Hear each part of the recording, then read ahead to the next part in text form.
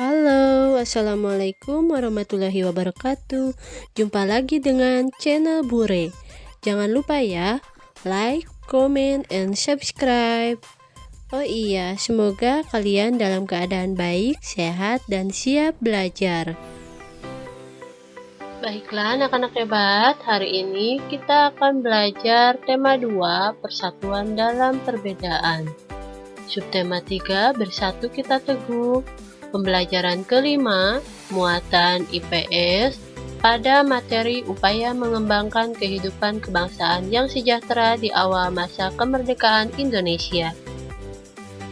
Bersatu kita teguh adalah semboyan bangsa Indonesia dalam mewujudkan persatuan dan kesatuan. Apakah kamu masih ingat arti dari semboyan tersebut? Apa makna semboyan tersebut jika dikaitkan dengan makna upaya mengembangkan kesejahteraan rakyat di awal masa kemerdekaan Indonesia?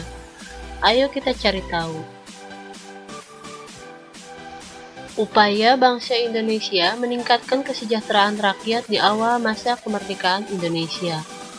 Pada awal kemerdekaan, yaitu awal berdirinya Republik Indonesia, keadaan ekonomi Indonesia sangat buruk. Pemerintah dan rakyat Indonesia belum sempat melakukan perbaikan ekonomi secara baik. Hal ini disebabkan oleh berbagai hal, di antaranya harga barang-barang mahal akibat inflasi dan adanya blokade ekonomi oleh Belanda atau NIKA. Baru bulan Februari 1946, pemerintah mulai memprakarsai usaha untuk memecahkan masalah-masalah ekonomi yang mendesak. Berbagai upaya yang dilakukan oleh pemerintah beserta rakyat untuk meningkatkan kesejahteraan diantaranya yaitu pinjaman nasional, konferensi ekonomi, pembentukan badan perancang ekonomi, rencana Kasimo atau Kasimo Plan, dan persatuan tenaga ekonomi. Yang pertama ada pinjaman nasional. Program pinjaman nasional ini dilaksanakan oleh Menteri Keuangan yaitu Insinyur Surahman. Pinjaman nasional resmi dikeluarkan pemerintah pada tanggal 29 April melalui Undang-Undang Nomor 4 Tahun 1946. Undang-undang itu memuat bentuk pinjaman nasional.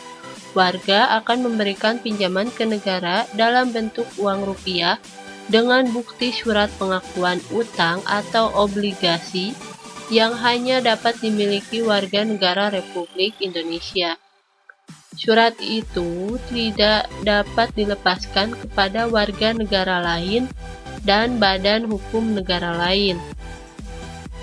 Negara akan mengganti utang dan bunga kepada warga selambat-lambatnya yaitu 40 tahun setelah pinjaman nasional digulirkan.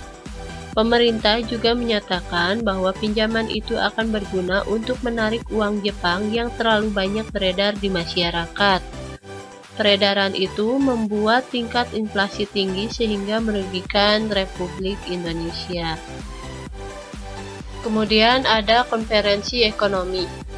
Konferensi ini dihadiri oleh para cendekiawan, para gubernur, dan para pejabat lainnya yang bertanggung jawab langsung mengenai masalah ekonomi di Jawa.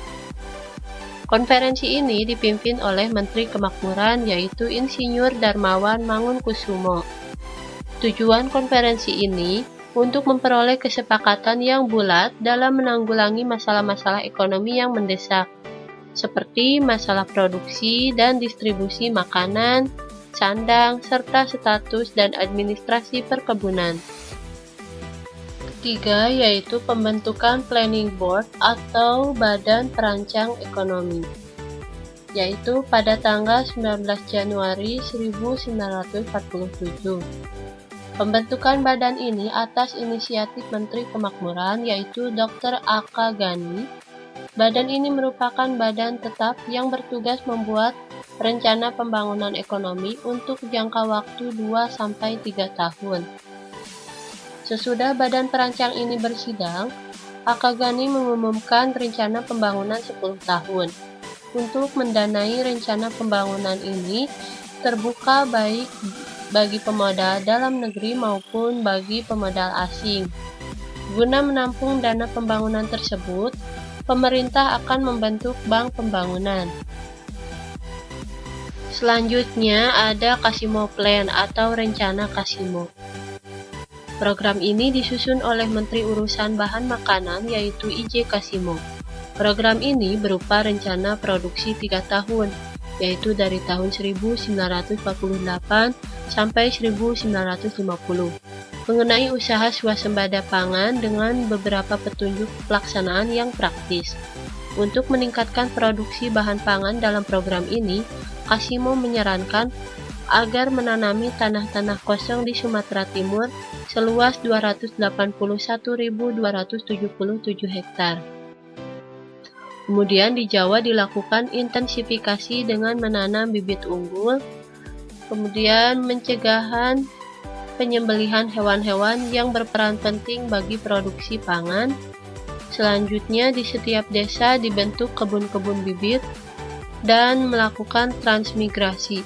Transmigrasi itu perpindahan penduduk dari daerah yang penduduknya padat ke daerah yang penduduknya sedikit.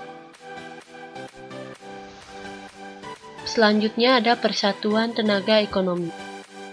Organisasi yang dipimpin oleh BR Motik ini bertujuan untuk menggiatkan kembali partisipasi pengusaha swasta.